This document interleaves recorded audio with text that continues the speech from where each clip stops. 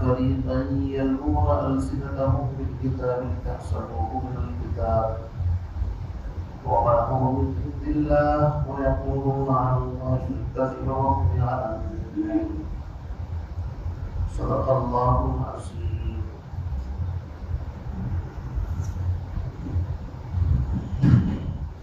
سورہ آل عمران میں نصارہ کا رد ہے اور ساتھ ساتھ اہل کتاب یعنی یہود ان کی کچھ قباحتوں اور شرارتوں کا ذکر بھی ساتھ ساتھ چل رہا ہے. چنانچہ آیت نمبر 64 سے اہل کتاب اور نصارہ دونوں کا ذکر ایک ساتھ چل رہا ہے. ان کی کچھ شرارتیں قباحتیں ان کا تذکرہ یہاں پر ہے. سب سے پہلے فرمایا یا اہل الکتاب لم تحاجون فی ابراہیم وما انزلت التوراۃ والانجیل الا من بعدہ افلا تعقلون کہ اے اہل کتاب تم ابراہیم علیہ السلام کے بارے میں کیوں جھگڑتے ہو. یہودی کہتے تھے ابراہیم علیہ السلام یہودی تھے. نصارہ کہا کرتے تھے کہ ابراہیم علیہ السلام کی ملت ان کا دین نصرانیت تھا. چنانچہ سورہ بقرہ پہلے پارے کے اندر ان کا قول اللہ نے بیان فرمایا کہ وہ کہا کرتے تھے کانوا وقالوا کونوا ہودا او نصارى تهتدوا کہ یہودی بن جاؤ. یہ یہودی کہتے تھے یا نصرانی بن جاؤ. یہ نصارہ کہتے تھے تہتدوا ہدایت پا جاؤ گے. اللہ نے اس کا جواب بھی وہاں پر دیا قل اے نبی آپ فرما دیجئے بل ملت ابراہیم حنیفا وما کان من المشرکین. اصل دعوت ملت ابراہیم کی دعوت ہے جس پر تمام انبیاء علیہ السلام اخیر میں محمد عربی صلی اللہ علیہ وسلم ملت ابراہیم پر ہے. پھر قرآن نے کہا یہ کتنی جھوٹ بات ہے کہ ابراہیم علیہ السلام کو بھی یہودیت اور نصرانیت سے جوڑ دی. ایک وہ ہستی جو یہودیت اور نصرانیت سے بہت پہلے آئی ہو وہ کس طرح اس کے اندر داخل ہو سکتی. مثلا آج کوئی شخص یوں کہے کہ حضرت امام اعظم ابو حنیفہ رحمۃ اللہ علیہ دیوبندی تھے. دوسرا کہے نہیں وہ تو بریلوی تھے. تو جواب یہ ہے بھائی دیوبندیت بریلویت تو 150 سال سے ابھی مسئلہ چلا ہے. یہ دیوبند کے مدرسے کی بنیاد پڑی دیوبندی کہلانے شروع ہو گئے ورنہ اصل نام تو اہل سنت والجماعت ہے. اور جب سے مولانا احمد رضا خان صاحب انہوں نے اپنا ایک نیا وہ کیا ہے مسلک شروع اس وقت سے وہ ان کا مسلک شروع ہوا. تو اگر کوئی اناد میں آ کر کے پہلے لوگوں کو بھی گھسیٹ کر کے اپنے اندر داخل کرنے کی کوشش کرے تو اس سے بڑا جھوٹ اور کیا ہوگا. تو یہودیت ابراہیم علیہ السلام سے ہزاروں سال بعد کی چیز ہے اور نصرانیت تو اس سے بھی بعد کی چیز ہے. تو قرآن نے اسی کو کہا ہاں انتم ہؤلاء حاججتم فیما لکم بہ علم فلم تحاجون فیما لیس لکم بہ علم. چلو یہودیت نصرانیت تمہارا مسلک ہے اس میں تم جھگڑا کرو بات سمجھ میں آتی ہے لیکن جس چیز کو تم جانتے ہی نہیں جو تم سے بہت پہلے ہے اس کے بارے میں جھگڑ کر کے اپنے اناد اور تعصب کا ثبوت پیش مت کرو.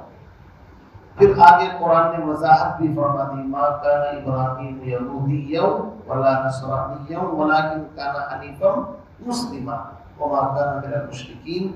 اور آگے فرمایا کہ آج ہم بتاتے ہیں کون ہے ملت ابراہیم پر. ان اول الناس بابراہیم ابراہیم علیہ السلام کے سب سے زیادہ قریب وہ لوگ ہیں للذین اتبعوہ جنہوں نے خود حضرت ابراہیم کو فالو کیے. ان کے زمانے میں جو ان کے متبعین تھے وہ تھے ان کے قریب. یا اب وہذا النبی یہ آخری پیغمبر محمد عربی صلی اللہ علیہ وسلم والذین آمنوا اور وہ جو اس آخری پیغمبر پر ایمان لائے یہ لوگ ہیں ملت ابراہیم پر. اتنی وضاحت قرآن کو اس لیے کرنی پڑی کہ انہوں نے بہت گڑبڑ کر دی تھی. آگے فرمایا واللہ ولی المؤمنین، اللہ ایمان والوں کا دوست ہے۔ تو ان کی شرارتیں چل رہی ہیں۔ فرمایا ودت طائفۃ من اہل الکتاب، اہل کتاب کی ایک جماعت چاہتی ہے کہ تم کو گمراہ کر دے۔ وما یضلون الا انفسهم، یہ کسی کو گمراہ نہیں کر سکتے بجز اپنے آپ کے۔ کسی کو کوئی کیا گمراہ کر سکتا ہے؟ جو گمراہی پھیلا رہا ہے دراصل وہ اپنے آپ گڈھے میں گر رہا ہے۔ تو فرمایا اے اہل کتاب لم تکفرون بآیات اللہ، کیوں اللہ کی آیتوں کا انکار کرتے ہو؟ وانتم تشہدون، تم تو خود گواہ ہو اس کے اوپر۔ اے اہل کتاب لم تلبسون الحق بالباطل، حق کو باطل کے ساتھ گڑبڑ کیوں کرتے ہو؟ یعنی تلبیس سے کام کیوں لیتے ہو؟ دجل فریب کو چھوڑو۔ وتکتمون الحق، حق کو کیوں چھپاتے ہو؟ وانتم تعلمون، جبکہ تم جانتے بھی ہو۔ پھر آیت نمبر 71 میں اہل کتاب کے پروپیگنڈے کا ذکر، ان کی ایک شرارت۔ انہوں نے ایک پروگرام بنایا کہ کچھ دن پیغمبر علیہ السلام کی مجلس میں جاؤ اور کچھ یہودیوں کو سمجھا دیا کہ سب کے سامنے اعلان اپنے ایمان کا اظہار کرو۔ لوگ بڑے خوش ہوں گے کہ بھائی یہ لوگ پڑھے لکھے ہیں، یہ بھی ایمان لے آئے۔ لیکن 2-4 دن کے بعد پھر اعلان برات کا اظہار کرنا کہ بھائی وہاں کچھ نہیں ہے، وہ تو سب باتیں بس ایسے ہی ہیں، ہم جب گئے تھے تو بس سمجھ میں آیا کہ اچھی چیز ہے، لیکن 2-3 دن رہ کر کے دیکھ لیا وہاں کوئی دم نہیں ہے۔ جب تم واپس آؤ گے تو اچھی خاصی جماعت تمہارے ساتھ واپس آ جائے گی، اور جو وہاں پر رہ جائیں گے تو ان کے دلوں میں شک شبہ کنفیوژن پیدا ہو جائے گا۔ اور یہی مقصد ہے باطل کا، باطل ہمیشہ کنفیوز کرتا ہے۔ یاد رکھنا، اس کے پاس کوئی دلیل نہیں ہوتی اور دوسرے کے بارے میں نہیں یار تم کو کیا پتا، ہم سے پوچھو۔ اس کا مطلب یہ ہے کہ وہ دوسرے سے بدزن کرنا چاہتا ہے۔ تو سمجھ جاؤ کہ اس کے پاس بھی کچھ نہیں، یہ خامخواہ تلبیس اور یہودیت کی اسی چال کے اوپر چل رہا ہے۔ چنانچہ فرمایا وقالت طائفۃ من اہل الکتاب آمنوا بالذی انزل علی الذین آمنوا وجہ النہار واکفروا آخرہ لعلہم یرجعون۔ یہ سب باتیں تو آپ کے سامنے آ چکی ہیں۔ اخیر میں فرمایا دیکھو قل ان الفضل بید اللہ، ہدایت فضل اللہ کے ہاتھ میں ہے، یہدی من یشاء، اللہ جس کو چاہے عطا کرتے۔ حسد جلن کی ضرورت نہیں۔ بنی اسرائیل میں نبوت، رسالت، حکمت ساری چیزیں چل رہی تھی۔ جب تم نے ناشکری شروع کر دی، اللہ نے یہاں سے چھین کر کے حضرت ابراہیم ہی کی دوسری اولاد حضرت اسماعیل کے جو خاندان کے اندر ہے اس کے اندر منتقل کر دی۔ یہ تو اللہ کا کام ہے، جہاں چاہے دے دے۔ یختص برحمتہ من یشاء، اللہ اپنی رحمت سے جس کو چاہے خاص کر لیتا ہے۔ واللہ ذو الفضل العظیم، اللہ بڑے فضل والا ہے۔ اس کے بعد اہل کتاب کی کچھ خوبی کو تذکرہ فرمایا۔ مثلا ان میں سے ایک جماعت ایسی بھی تھی، کچھ لوگ کہ اگر ان کے پاس امانت رکھ دو ڈھیر کا ڈھیر واپس کر دیں گے لوگ ہیں، اور بعض ایسے تھے 1 دینار بھی اگر رکھ دو تو جب تک ان کے سر پر ڈنڈا لے کر بادمت علیہ قائمہ کھڑے نہیں ہوں گے اس وقت تک دینا تو دور کی بات، اقرار بھی نہیں کریں گے کہ جناب آپ نے ہم کو کچھ دیا تھا۔ تو یہ قرآن کا عدل اور انصاف ہے کہ اگر کسی غیر ایمان والے میں کوئی اچھائی ہے تو اس کا بھی ذکر کرتا ہے، اور اگر یہ خاص اہل ایمان کے بارے میں ہے جو یہودیت میں سے ایمان قبول کر لیا تھا تو پھر کوئی بات ہے ہی نہیں، ایمان والا تو ہوتا ہی امانت دار ہے۔ ان سب چیزوں کا تذکرہ کرنے کے بعد آگے اللہ رب العزت فرماتے ہیں کہ ان لوگوں نے ایک دلیل گھڑ رکھی تھی لوگوں کا مال مارنے کے لیے کہ ہم پر لیس علینا فی الامیین سبیل۔ کیا مطلب؟ اس کا ترجمہ اپنی بھاشا میں آپ کو کر دوں کہ جو ہمارے مسلک کے نہیں ہیں، دوسرے مسلک کے لوگ ہیں جو مرتد ہیں، بے دین ہیں، ان کا مال کھانا ہمارے لیے جائز ہے۔ یہ اس کا مطلب ہے۔ اہل کتاب نے یوں کہا یہ امی ہے، کون؟ عربی لوگ، یہ چونکہ ہمارے مسلک کو فالو نہیں کریں یہودیت اور نصرانیت کو، اس لیے گویا کہ یہ بے دین ہے، مرتد ہے ایک طریقے سے، اور ایسے لوگوں کا مال چاہے ہم کسی بھی طریقے سے کھا لیں اللہ کے یہاں ہم سے کوئی باز پرس نہیں ہوگی۔ لیس علینا فی الامیین سبیل۔ جب یہ آیت نازل ہوئی تو پیغمبر علیہ الصلوۃ والسلام نے کہا یہود پر اللہ کی مار ہو، بڑے جھوٹے لوگ ہیں۔ وَيَقُولُونَ عَلَى اللَّهِ الْكَذِبَ، اللہ پر بھی جھوٹا الزام لگاتی ہے۔ اللہ نے کسی مذہب، کسی شریعت، کسی آسمانی دین میں ایسی کوئی بات نہیں کہی ہے کہ غیر مذہب والوں کا مال تمہارے لیے جائز ہو، بلکہ فرمایا آج بھی مسئلہ یہی ہے، امانت اگر کوئی بھی تمہارے پاس رکھے، چاہے اس کا مذہب کچھ بھی ہو، اس کی ادائیگی ہر حال میں ضروری ہے۔ یہی پہلے سے چلا آ رہا ہے، یہی آج بھی ہے۔ لیکن کوئی یوں کہنے لگے کہ جو حرمی ہے یا ذمہ ہے اس کا مال ہمارے لیے جائز ہے۔ جیسے کہ ایک صحابی کا واقعہ آتا ہے کہ انہوں نے ابن عباس سے مسئلہ پوچھا کہ ہم جب جہاد میں جاتے ہیں تو کچھ لوگوں کی بکریاں مرغیاں ہم لے لیتے ہیں، وہ ہمارے اہل ذمہ ہوتے ہیں۔ اہل ذمہ یعنی جو اسلامی حکومت کو ٹیکس دیتے ہیں، تو ان لوگوں کی ہم بکریاں مرغیاں پکڑ کر کے اگر استعمال کر لیں تو کوئی حرج تو نہیں ہے۔ ابن عباس تو قرآن کے مفسر تھے، اللہ کے نبی کی دعا تھی، فرمایا تمہارا حال تو پھر یہودیوں کی طرح ہو گیا کہ جیسے وہ سمجھتے تھے کہ ان کا مال ہمارے لیے حلال، تم بھی سمجھ رہے ہو ان کا مال ہمارے لیے حلال۔ اشارہ اس طرف تھا کہ جب وہ ٹیکس دے رہے ہیں، اب تمہارے لیے کوئی مرغی بکری انڈا تک لینا بھی جائز نہیں ہے بغیر ان کی مرضی کے۔ وَيَقُولُونَ عَلَى اللَّهِ الْكَذِبَ وَهُمْ يَعْلَمُونَ بَلَىٰ مَنْ أَوْفَىٰ بِعَهْدِهِ وَاتَّقَىٰ فَإِنَّ اللَّهَ يُحِبُّ الْمُتَّقِينَ۔ بلا کیوں نہیں، تمہارا دعویٰ غلط ہے، تم سے باز پرس بھی ہوگی اور تمہارے لیے کسی کا مال لینا جائز نہیں ہے۔ بہرحال ان آیات میں اللہ نے فرمایا ان الذین یشترون بعہد اللہ، جو لوگ اللہ کے عہد کو توڑتے ہیں، وایمانہم، اور قسموں کو توڑ دیتے ہیں، ثمنا قلیلا، حقیر معاوضے کے بدلے میں، اولئک لا خلاق لہم فی الآخرہ، ایسے لوگوں کی سزا آخرت میں ان کا کوئی حصہ نہیں۔ دوسری سزا ولا یکلمہم اللہ، اللہ ان سے بات نہیں کرے گا۔ بات نہ کرنے کا مطلب یہ نہیں کہ اللہ کسی سے بات نہیں کرے گا، بات تو ہوگی قیامت کے بعد، مجرموں سے بھی بات ہوگی۔ اخسؤوا فیہا ولا تکلمون، اللہ فرمائیں گے پڑے رہو یہیں پر اور مجھ سے بات مت کرو۔ تو بات تو ہو رہی ہے، لیکن بات سختی کے ساتھ، زجر کے ساتھ، تنبیہ کے ساتھ ہو رہی ہے، شفقت کے ساتھ نہیں۔ اور شفقت کے ساتھ بات نہ کرنے کو فرمایا ولا یکلمہم اللہ، اللہ ایسے مجرموں سے بات نہیں فرمائیں گے۔ ولا ينظر الیہم یوم القیامہ، تیسری سزا ایسے لوگوں کی، نہ ان لوگوں کی طرف نظر عنایت فرمائیں گے، ان کو دیکھیں گے بھی نہیں کس حال میں پڑے ہیں۔ جیسے ایک آدمی نظر پھیر لیتا ہے نا، یعنی جانتا تو ہے لیکن نظر نہیں کرتا، اللہ بھی نظر رحمت نہیں فرمائیں گے ایسے لوگوں کی طرف۔ باقی اللہ سے کوئی چیز چھپی ہوئی تو ہے نہیں، ہوں گے تو اللہ کے سامنے ہی۔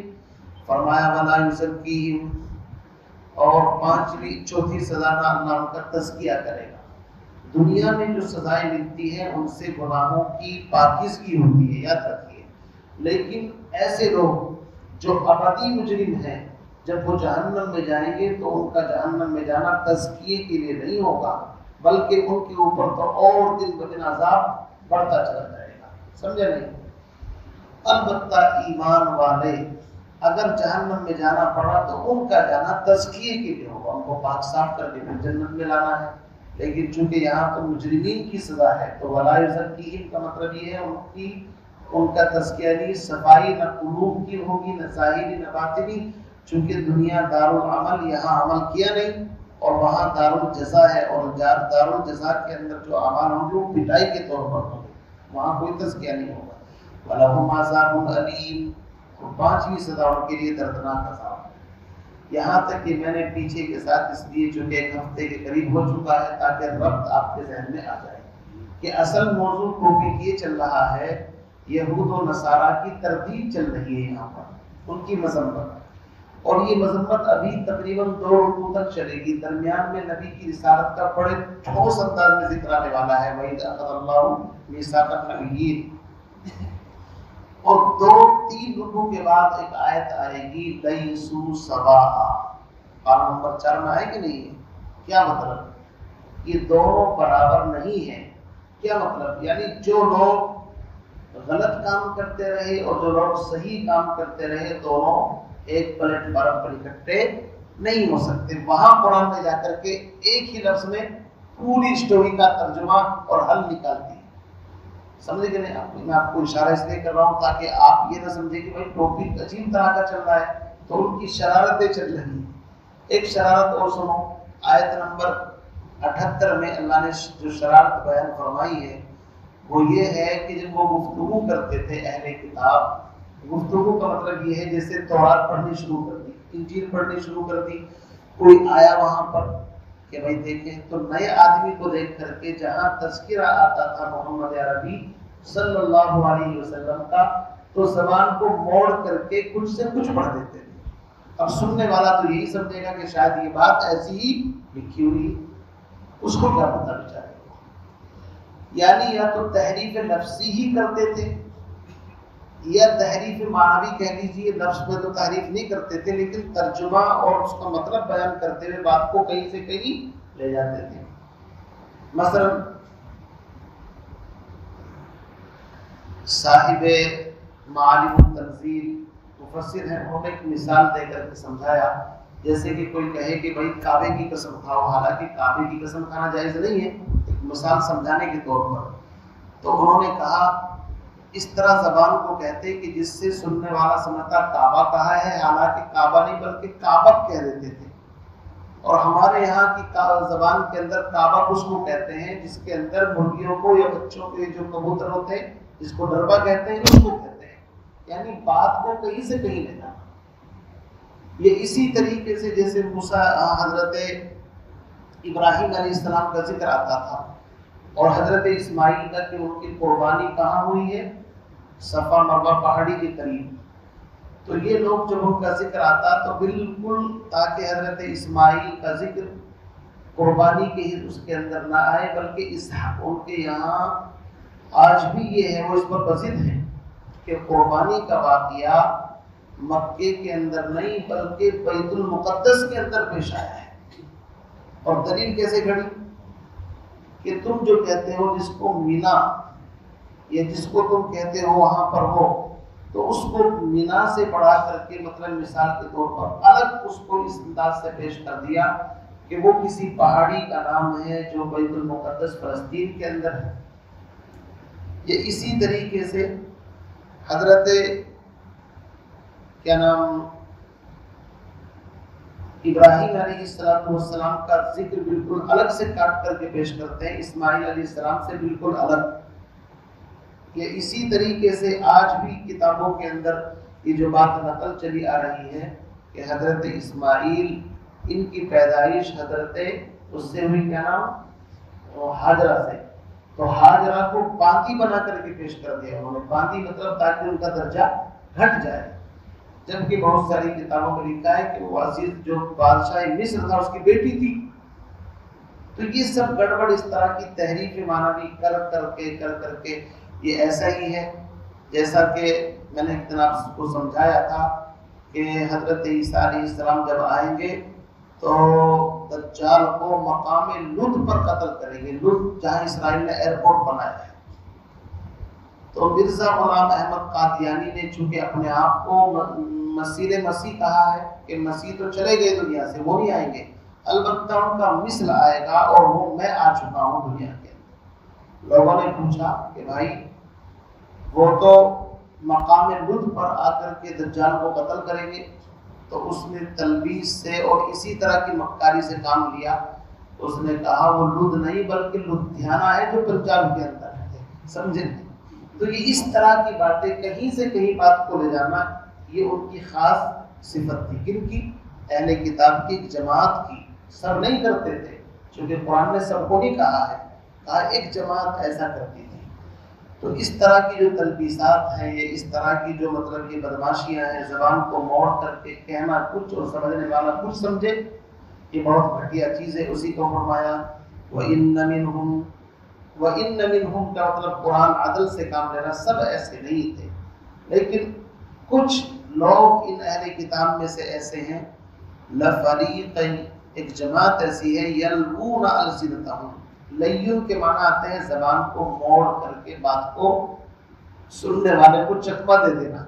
جو اپنی زبانوں کو موڑتے ہیں توڑتے ہیں، اس کو گھما کر کے الٹا سیدھا بالکتاب، اور یہ سب کچھ کتاب میں دیکھ کر کے پڑھتے ہیں اور کرتے کرتے گڑبڑ کر دیتے ہیں۔ اب اجنبی آدمی سمجھے گا جو کتاب نہیں جانتا کہ بھئی ایسے ہی لکھا ہوگا۔ اس کا مطلب یہ بھی ہوا کہ یہ خاص ان کے علماء کا کام تھا۔ اس کا مطلب یہ ہوا بیچارہ ان پڑھ تو کر نہیں سکتا اس کام کو، یہ تو علماء کا کام ہے، اس کا مطلب یہ ہوا۔ تو اس سے پتہ یہ چلا کہ جو عالم اس طرح کہیں سے کہیں بات کو لے جا کر کے پیش کرے گا، اس کا حشر بھی اللہ انہی کے ساتھ کرے گا، لے بھائی تم یہی پڑھ رہا۔ وَإِنَّ مِنْهُمْ لَفَرِيقًا يَلْوُونَ أَلْسِنَتَهُمْ بِالْكِتَابِ، جو اپنی زبان کو موڑتے ہیں کتاب میں، کیوں؟ لِتَحْسَبُوهُ مِنَ الْكِتَابِ، تاکہ لوگ اس کو کتاب میں سے ہی سمجھیں۔ اس صفائی کے ساتھ پڑھتے ہیں نیچے دیکھ کر کے کہ کسی کو محسوس ہی نہ ہو کہ کتاب کی بات ہے یا اپنی بات ہے۔ اللہ فرماتے ہیں وَمَا هُوَ مِنَ الْكِتَابِ، حالانکہ کتاب سے اس کا کوئی تعلق نہیں ہوتا، وہ کتاب میں سے ہے ہی نہیں۔ وَيَقُولُونَ هُوَ مِنْ عِنْدِ اللَّهِ، اور وہ لوگ یوں کہتے ہیں کہ یہ سب باتیں اللہ کی طرف سے ہیں جو بتا رہے ہیں ہم آپ کو۔ وَمَا هُوَ مِنْ عِنْدِ اللَّهِ، حالانکہ وہ اللہ کی طرف سے نہیں ہے۔ وَيَقُولُونَ عَلَى اللَّهِ الْكَذِبَ، اور یہ لوگ اللہ پر جھوٹا الزام لگاتے ہیں۔ کذب، کذب نہیں ہے، اس لیے جو حدیث ہے الصدق ينجی والکذب یہلک، اصل یہ ہے بلیغ، فصاحت و بلاغت، تو کذب ہے کذب، یہ ایسے ہی جیسے عربی کو اردو میں ٹرانسلیٹ کرتے ہیں، کذب کا مطلب سمجھ لیں، وہ تو اس کا ترجمہ ہے۔ تو فرمایا وَيَقُولُونَ عَلَى اللَّهِ الْكَذِبَ، اور وہ لوگ اللہ پر جھوٹا الزام لگاتے ہیں۔ وَهُمْ يَعْلَمُونَ، اور یہ جانتے ہیں، انجانے میں نہیں کر رہے، اس کا مطلب یہ اہل علم ہی کا کام تھا، جانتے تو وہی تھے نا، سب تو نہیں جانتے تھے۔ تو بہرحال اس طرح کی قباحت اور شرارتیں چل رہی ہیں، اور مقصد مجھے آپ کو سنانا یہ ہے، یہ نہیں کہ ہم سن کر کے خوش ہو جائیں، بلکہ مقصد یہ ہے کہ ہم اپنی اصلاح کریں، ہم کوئی ایسی گڑبڑ نہ کریں کہ بات کچھ ہو اور بتائی کچھ جائے۔ یہ تو خاص ان لوگوں کا شیوا تھا، اگر کوئی اس امت میں ایسا کرے گا دجل سے، جیسے کہ قل انما انا بشر مثلکم، قرآن کی آیت ہے، اے نبی آپ فرما دیجئے انما، کہ بے شک میں تمہاری ہی طرح کا ایک انسان ہوں۔ ایک بریلوی اس نے مطلب تحریف سے کام لیتے ہوئے کہا کہ یہاں پر جو ماں ہے وہ ماں نافیہ ہے۔